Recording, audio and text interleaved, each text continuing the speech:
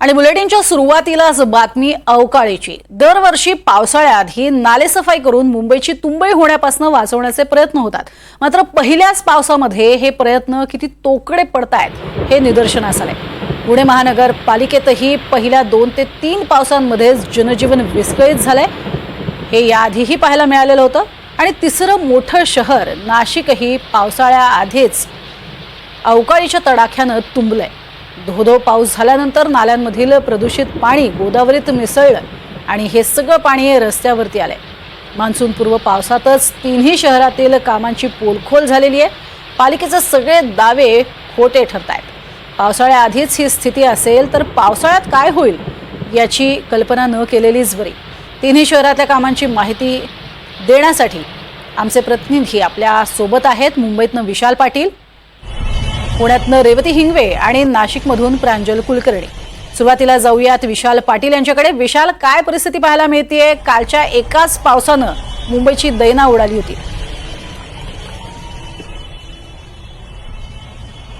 प्रज्ञा, दरवर्षी आपल्याला माहिती आहे महापालिका शेकडो कोटी रुपये खर्च करते मुंबईतील नालेसफाईवरती। मात्र त्याचा अंतिम रिझल्ट जो असतो तो जर आता आपण पाहायला गेला तर मुंबईत पहिल्याच पावसात मुंबईकरांची अक्षरशः दानादान उडून जाते। कारण का मोठ्या संख्येनं नाल्यातील पाणी जे आहे हे बाहेर येतं किंवा सखल भागात पाणी साचायला जी आहे ही सुरुवात होते। महापालिकेकडनं फेब्रुवारीपासून ज्या पद्धतीचे दावे केले जातात ते दावे अक्षरशः कमालीचे दावे असतात। यावर्षी मुंबई पाणी साचणारच नाही किंवा मुंबईची तुंबई होणार नाही याची सगळी खबरदारी घेतली। यावर्षी तर मुंबई महापालिका आयुक्तांनी सांगितलं होतं की आम्ही AI टेक्नॉलॉजीचा वापर करणार आणि नालेसफाई करणार। मात्र कालच्या पावसामध्ये सगळं फलित जे आहे हे मुंबईकरांना मिळालेलं आहे। त्यामुळे मुंबईकरांनाच आता या पालिकेच्या दाव्यांची सवय झाली की काय असं म्हणावं लागेल। आत्ता मी मिठी नदीच्या ठिकाणी आहे आणि मिठी नदीचं जर आत्ता आपण स्वरूप बघितलं तर महापालिकेनं डेडलाईन ठरवली होती की 31 मेपर्यंत हे सगळं नालेसफाईचं काम हे संपवलं जाईल।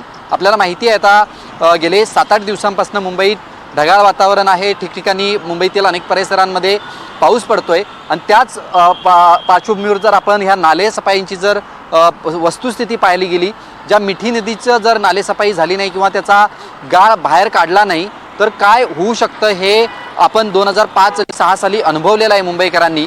आणि त्याच धर्तीवरती जर आपण पाहायला गेलं तर मिठी नदीची अद्यापही ही सफाई झालेली नाही आहे। त्यामुळे मुंबईकरांना येणाऱ्या पावसाळ्यात हा धोका अधिक असण्याची शक्यता आहे। कारण का हवामान खात्यानं ज्या पद्धतीनं सांगितलं एकतर मान्सून हा 5 दिवस आधी महाराष्ट्रात दाखल होतोय आणि या सगळ्याच्या पार्श्वभूमीवर जर आपण पाहायला गेलं हवामान खात्यानं असं सांगितलं की यावर्षी 110% पाऊस जो आहे हा पडण्याची शक्यता आहे। त्यामुळे आपल्याला गेल्या 2-3 दिवसात पावसाचा अंदाजसुद्धा आलेला आहे। मग पुणे असेल, नाशिक असेल, पश्चिम महाराष्ट्र असेल, या शहरांमध्ये पावसाची नेमकी कशा पद्धतीनं तीव्रता आहे ही आपल्याला कळालेली आहे। काल आपण मुंबईत रात्रभर पावसाचा अनुभव जो आहे तो मुंबईकरांनी घेतला होता। अनेक रस्त्यांवरती पाणी साचलं होतं।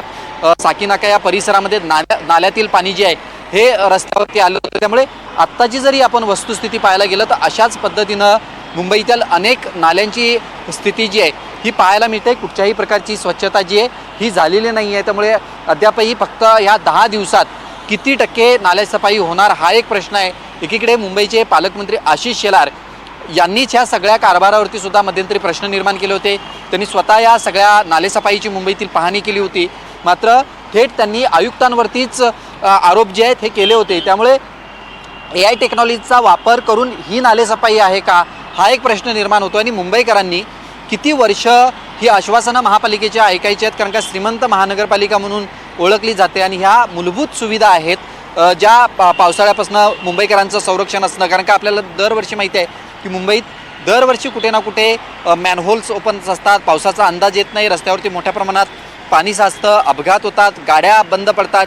हे सगळं मुंबईकरांना सुरुवातीच्या 15 दिवसांमध्ये जे आहे हे अनुभवावं लागतं। यावर्षी नालेसफाईच्या बाबतीत प्रामुख्यानं सगळे प्रश्न जे आहेत हे निर्माण झालेले आहेत। कारण का कुठच्याही प्रकारे नालेसफाईच्या बाबतीत फक्त टक्केवारीच सांगितलं जाते की इतकी टक्के नालेसफाई झाली, आतापर्यंत 56% नालेसफाई झाली असं कळतंय। मात्र वस्तुस्थिती जर आपण पाहायला आलं तर मात्र खरंच 56% सुद्धा झाले का हे सगळे प्रश्न जे आहेत हे निर्माण होतात। त्यामुळे मुंबईतील पावसाची जर स्थिती पाहायची झालं तर आज हवामान खात्यानं मुंबईला येलो अलर्ट दिलेला आहे। सकाळपासूनच मुंबईत ढगाळ वातावरण आहे। मात्र येणाऱ्या 10 दिवसात मुंबईत ज्या पद्धतीनं पाऊस सुरू होईल त्यामध्ये या नालेसफाई जर व्यवस्थित झाली नाही आणि प्रशासनानं या गोष्टींकडे जर गांभीर्यानं पाहिलं नाही तर यावर्षी सुद्धा मुंबईची तुंबई होण्याची दाट शक्यता आहे आणि या सगळ्याचा मनस्ताप मुंबईकरांना सहन करावा लागणार आहे. प्रज्ञा, नक्कीच विशाल, तुम्ही असेच आमच्या सोबत राहा. रेवतीकडे जातोय पुण्यामध्ये. रेवती, पुण्यातली काय स्थिती आहे? काल तर चांगलीच दाणादाण उडालेली पाहायला मिळाली. नक्कीच प्रज्ञा, खरं तर 3 गोष्टींवरती मला फोकस करायचं आहे आणि त्यावरती पुणे महानगरपालिका नक्की पावसाळ्यासाठी तयार आहे की नाही याच्यावरती सगळ्यात मोठा प्रश्नचिन्ह उद्भवतं. सगळ्यात पहिले जर तुम्ही माझ्या मागे बघितलं तर ही जी लेन आहे, ही जी गल्ली आहे, अशाच प्रकारचं स्वरूप बऱ्याचशा पुणे शहरातल्या गल्लीबोळ्यांमध्ये आहे. आणि जर तुम्ही बघू शकता की असंच खणलेले रस्ते बऱ्याचशा गल्लीबोळ्यांमध्ये आहे आणि त्यामुळेच नागरिकांची तारांबळ उडालेली पाहायला मिळते. अशाच प्रकारचं चिखल हा सगळीकडे आपल्याला पाहायला मिळतोय. खरं तर यावरती मला अधोरेखित करायचं आहे प्रज्ञा की जेव्हा पुणे महानगरपालिकेने मिशन 17 आणि मिशन 15 असं एकूण मिशन 32चे हे जे अभियान राबवलं होतं त्याच्या अंतर्गत 32 रस्ते जे पुण्यातले आहेत ते सुशोभीकरण करण्याचं त्यांनी ठरवलेलं होतं.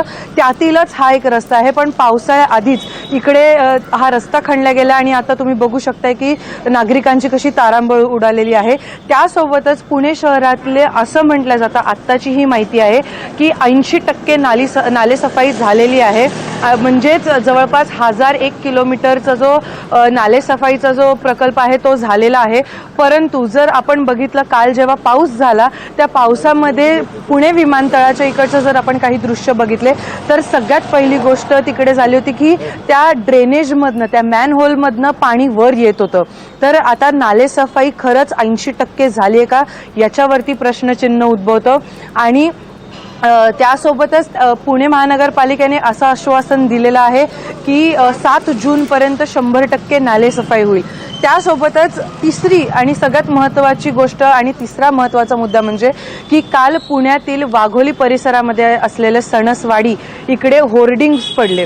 आपल्याला माहिती आहे की जर आपण पुण्याचे जर थोडंसं इतिहास बघितला तर तिकडे बरेच पुणे शहरात आपल्याला अनधिकृत होर्डिंग्स हे दिसतात. आणि काल तशीच एक घटना घडली की एक जे होर्डिंग आहे ते वादळी वाऱ्यामुळे पडलं.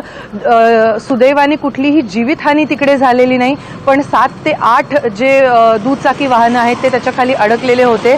त्याच्यावरती आता चौकशी चालू आहे. सगळ्यात महत्त्वाची बाब अशी आहे प्रज्ञा इकडे की जर त्या चौकशीतनं असं निष्पन्न झालं की ते अनधिकृत होर्डिंग होतं तर त्या जाहिरात ज्यांनी लावली होती म्हणजेच त्या होर्डिंगच्या मालकावरती रितसर कारवाई देखील होण्याची शक्यता अशी वर्तवलेली आहे. तर आता ह्या ज्या 3 महत्त्वाच्या गोष्टी मी अधोरेखित केल्या, नालेसफाई, रस्ते आणि अनधिकृत होर्डिंग्स, तर हे जे काही आता काल आपण बघितलं की पुणे शहरात सरासरी 30 ते 45 मिलीमीटर इतकाच पाऊस पडला. तरीसुद्धा पुणे शहरातली तारांबळ उडाली, नागरिकांना त्रास झालेला आहे. तर मग नक्की पुणे शहर पावसासाठी तयार आहे का? पुणे महानगरपालिकेने तशी तयारी केली आहे का? कारण अतिवृष्टी म्हणलं की जवळपास 60 ते 65 मिलीमीटरच्या वरती पाऊस जातो. पण ही अतिवृष्टी नव्हती, थोडासा मुसळधार पाऊस आणि वादळी वारा असताना ही पुण्याची अवस्था आहे. तर मग आता येत्या काळात जेव्हा खरंच मॉन्सून दाखल होईल, अजूनही मॉन्सून दाखल झालेला नाहीये. आत्तापर्यंत फक्त केरळमध्ये मॉन्सून दाखल झालेला आहे, त्यानंतर अंदमानमध्ये येईल. 27 मे पर्यंत अंदाज आहे. अंदमानमध्ये आल्यानंतर जवळपास पुढच्या 4 ते 5 दिवसांमध्ये महाराष्ट्रात दाखल होईल. म्हणून अजूनही हा अवकाळी पाऊस आहे. तर अवकाळी पावसातच जिकडे की फक्त 35 ते 45 मिलीमीटर पाऊस आहे तिकडे अशी अवस्था आहे. तर मग जेव्हा अतिवृष्टी होईल, कारण आपण मागच्या वर्षी बघितलं की काही जे परिसर होते, एकता नगरी झालं, निंबज नगर झालं, तिकडे पूर सदृश्य परिस्थिती निर्माण झालेली होती. तर त्याचंच एक एक्झाम्पल पुढे घेतात, त्याचा संदर्भ जर घेतला तर पुणे महानगरपालिका सज्ज आहे की नाही त्याच्यावरती अजूनही प्रश्नचिन्ह उद्भवतो. प्रज्ञा, नक्कीच रेवती अशीच आमच्या सोबत राहा. मात्र आता थेट नाशिककडे जाणार आहोत, कारण नाशिकमध्ये सुद्धा अक्षरशः स्मार्ट सिटीच्या कामांची पोलखोल झालेली आहे. पवित्र रामकुंडामध्ये गोदावरी नदीच्या पाण्यामध्ये चेंबरमधलं घाणेरडं पाणी गटारीचं मिसळलंय. काय नेमकी स्थिती आहे नाशिकमधली, प्रांजल? प्रज्ञा, आपण जर बघितलं तर काल सायंकाळी साधारणतः पाऊण तासातच 30 मिलीमीटर पाऊस हा कोसळला. यामुळे खरं तर महापालिकेचा कारभार जो आहे तो चव्हाट्यावर आला असं म्हणावं लागणार, कारण पावसाळ्यापूर्व कामं जी आहेत ती जवळपास पूर्ण झाली असं महापालिका सांगतात. मात्र काल आपण जर बघितलं तर अनेक ठिकाणी रस्त्यांना नदीचं रूप आलं होतं, त्यामुळे ठिकठिकाणी वाहतूक कोंडी झाली होती. यामुळे नाहक मनस्ताप खरं तर नाशिककरांना सहन करावा लागला. यासोबतच आपण दुसरं जर बघितलं तर साधारणतः पावसाळ्यामध्ये नाशिकच्या गोदावरी नदीला पूर येतो आणि पुराचं पाणी जे आहे ते खरं तर बाहेर आजूबाजूच्या परिसरामध्ये शिरतं, काही घरांमध्ये देखील जातं. मात्र काल एक वेगळं चित्र बघायला मिळालं.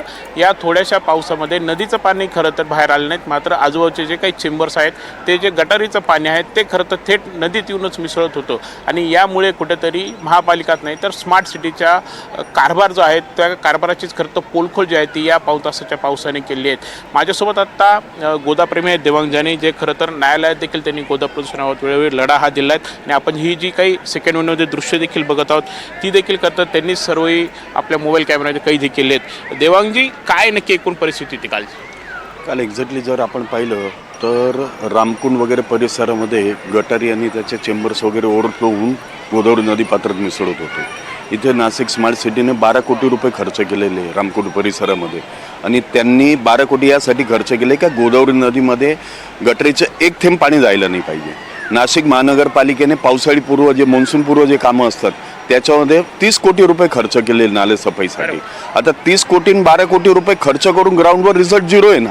आता 1.5 वर्षांनी सिंहस्थ कुंभमेळा लागलेला आहे, म्हणजे आता कुंभमेळ्याचे वेध लागलेले. वास्तविक पाहता गोदावरी नदी स्वच्छ सुंदर व्हायला पाहिजे, पुनर्प्रवाही व्हायला पाहिजे, त्या स्वरूपात कुठल्याही प्रकारचं काम होताना दिसत नाही.